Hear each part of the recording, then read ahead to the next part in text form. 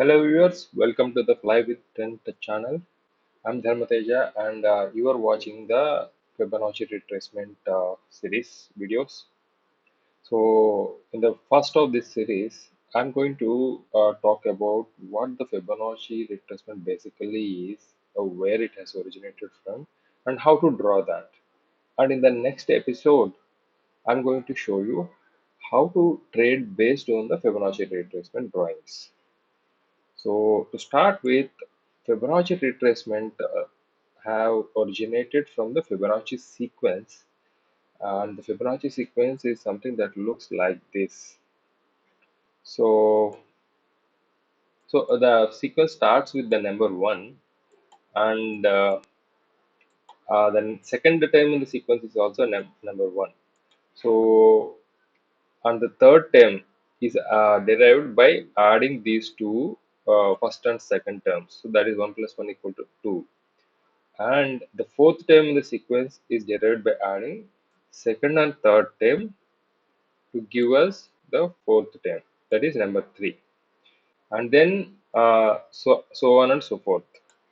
So as we progress, the terms get bigger and bigger, and because of the consecutive additions.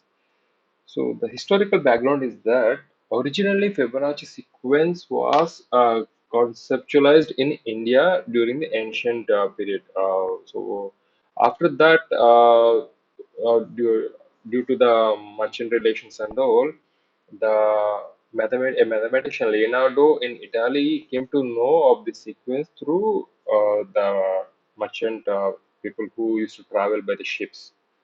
So then he made it, he popularized the sequence by observing that the sequence can be noted in various places in the nature, like the petals of flower and a lot of other places.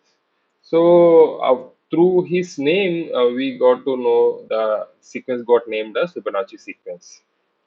So the peculiar to sequence is that every term, as we progress in the sequence, it can be derived by adding the previous two terms. So one thing is if okay, Fibonacci sequence in nature.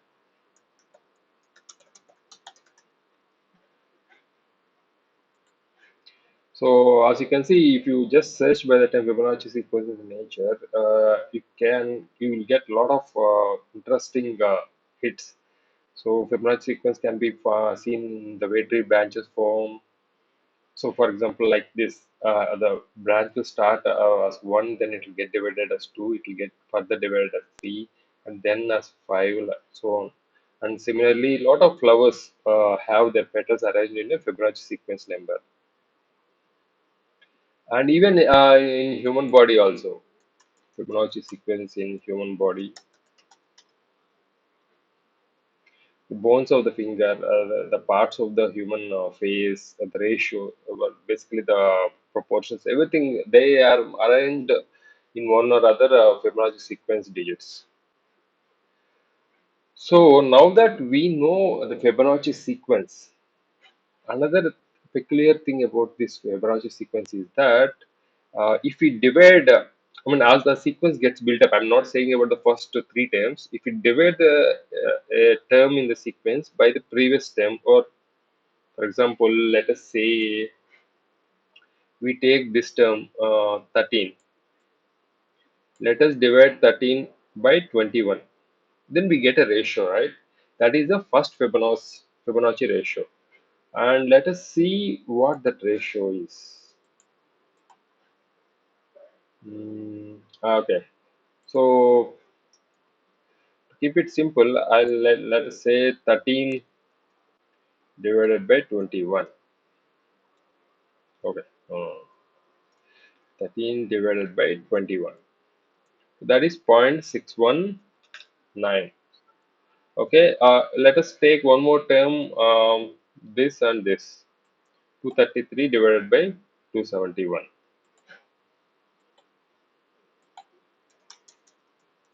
233 divided by 271.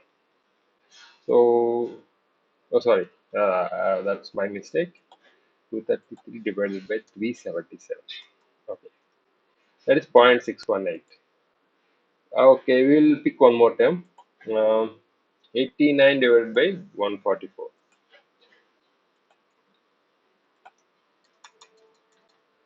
89 divided by 144. That is also 0.618. So as the sequence gets built up, this ratio of every term by to the term next to it is 0.618. It's going to be a constant ratio. So this ratio 0.618 is called the golden ratio because this is the first Fibonacci ratio which we get by dividing any term with the next term in the sequence. So let me enable this. Okay. So here, if you observe this ratio of every term by the next term, ratio of term by the next term. Okay. So since this is the first term, we'll let us leave out these two. Obviously, one by one is going to be one. The sequence actually gets built up from the third term onwards. So ratio of the second term by the third term is zero point 0.5, and so because we are still in the initial stage of the sequence, and the ratio of third term by the fourth term, that's 2 by 3, is 0.66. Then it's zero point 0.6, 0.625, 0.615, 0.619, and so on. So from at this point onwards, the sequence, the ratio gets actually properly stabilized, and it will be like the same no matter how many times we build the sequence and divide. So this is called the golden ratio. So if you again like search about this Fibonacci golden ratio 0.618.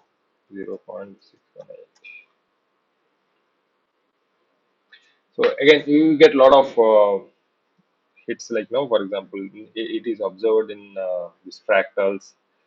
So that will get a little too mathematical, but then that is not our area of interest right now. So what we can infer from this is the golden ratio is present. The proportion is present in a lot of nature in various ways. It manifests itself in various ways in the nature. Okay, so now this we get by dividing every term by the term next to it. And if you reverse that, it will become like 1.6189. For example, if we divide 34 by 21, so the inverse of the ratio, that is 1.619. So the inverse of this is 1.619. That is something which we have to keep in mind. We'll get back to it at a later stage. And now, suppose if we divide one term, let us say, um, if we divide this term 8 by 21. So we are skipping basically one term in here, and we are dividing by the second term in the sequence. So let us see what that gives us. So 8 by 21. See, it is 0.38. 8 by 21 by 34 is 0.618. 8 by 34 is 0.38. So similarly, if we divide 34 by 89, 34 divided by 89 is 0.38, same. So this ratio of every term by the term by the second term in the sequence, that is 0.38. It is like a constant ratio once the sequence is built up. This is the second significant ratio in the Fibonacci sequence. Now there is one more ratio in the Fibonacci sequence, which is a ratio by the third term. That gives us the third significant ratio in Fibonacci sequence, which is 0.236. 0.23. So now remember these ratios 0.618, 0.382, and 0.236. So we will see where they come in handy during the technical analysis of stock movements. So I'll open a stock chart. So before so let me just draw this, and I'll show you how significant it is.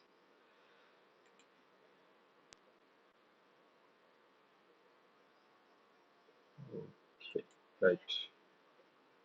Or even this is enough. All right.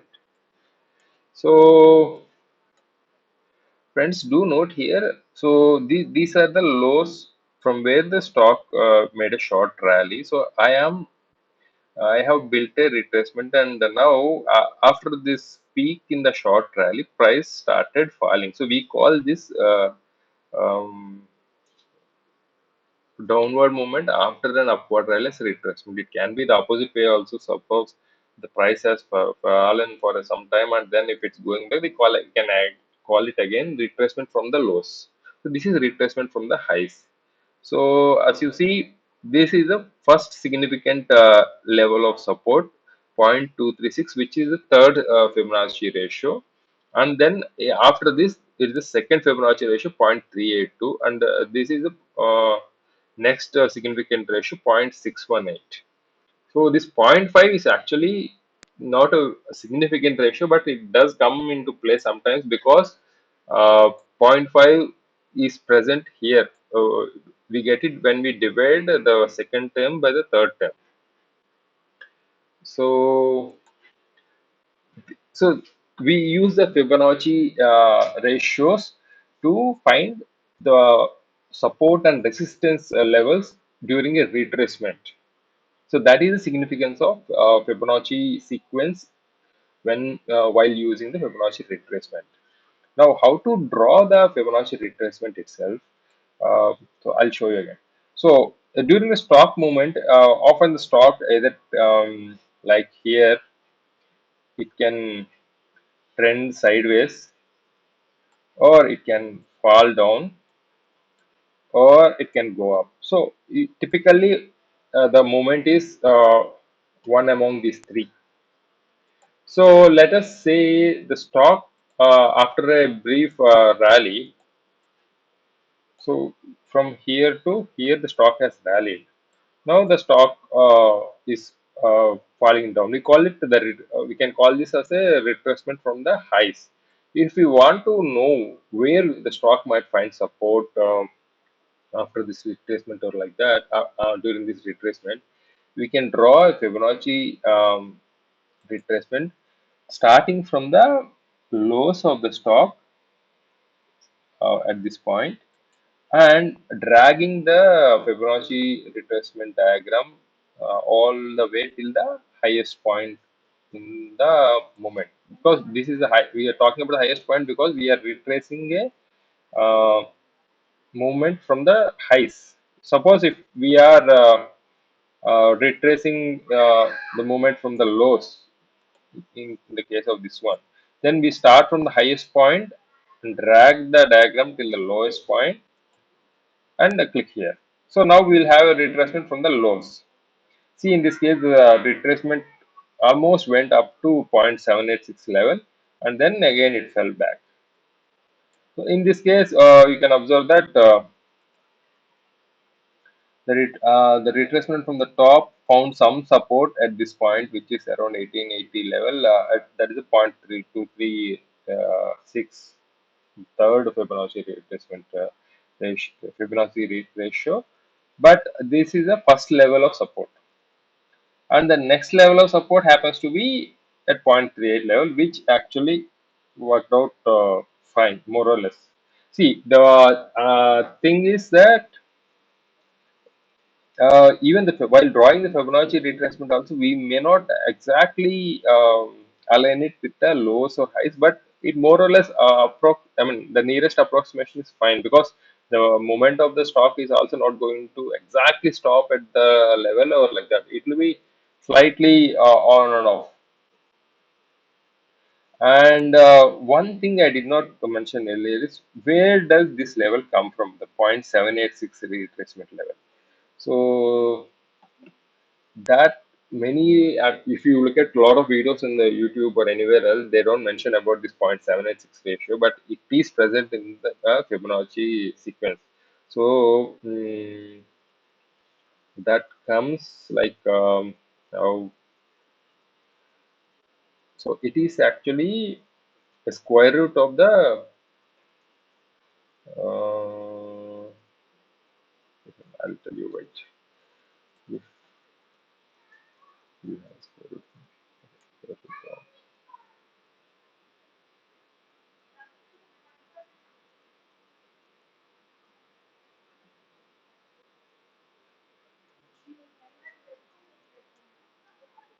right.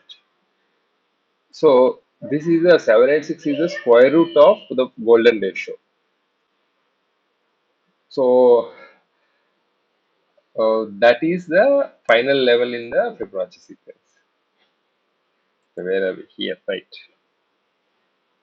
And if you observe in this particular retracement diagram, you can see that uh, the lows of every retracement are more or less matched with this one of the levels in this Fibonacci retracement. Like here, this particular down leg has found support at this level, and this down leg has found support at this level, and this 382 level actually aligned with these tops. So this kind of reinforces that this retracement is more valid for this particular leg or the moment of the stock. So if suppose after drawing a Fibonacci retracement, none of these levels are being aligned with any of the lows or highs, then you have to reconsider uh, extending the chart, or let us say let me draw this. Suppose if I draw till this point, I mean, let us say I draw only till this point. So here, okay, even here it actually has uh, aligned itself well. So 0.786, we found a support here, here also, and even here. So this is fine. In this case, it's working out all right. Mm, but let me put it here. Okay. Okay. Here also, yeah, kind of. Basically, okay, wherever, here.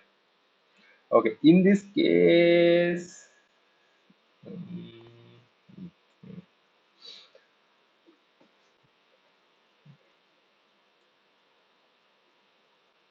how?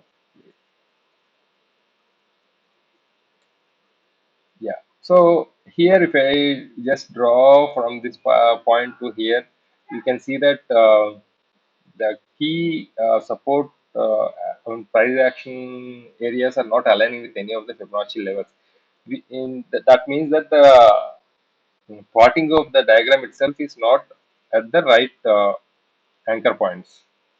So it has to be at the lowest level of the upward movement, and the other anchor point should be at the highest level. Suppose if you are drawing it between, you are retracing from the lows, then the first anchor point should be at the highest point uh, in the downward movement, and then the other end anchor point should be at the lowest point. So then in that case, the diagram will show you retracement from these lows. So that is how we draw a Fibonacci retracement, and I also have given you the background about the Fibonacci retracement and significance of the ratios in that. So in the next episode, I'm going to show you how to trade based on the Fibonacci retracement levels. So Fibonacci retracement levels are nothing but these levels. So stay tuned for the next video in this series. And if you have any questions or comments, please, or feedback, please share it in the comment section. And if you like the video, do subscribe to the channel. There are a lot of interesting videos being made, like daily analysis videos or technical concepts being shared, and many more videos are going to be coming out in the near future. So do subscribe to the channel and share the channel links to your friends, and see you in the next video.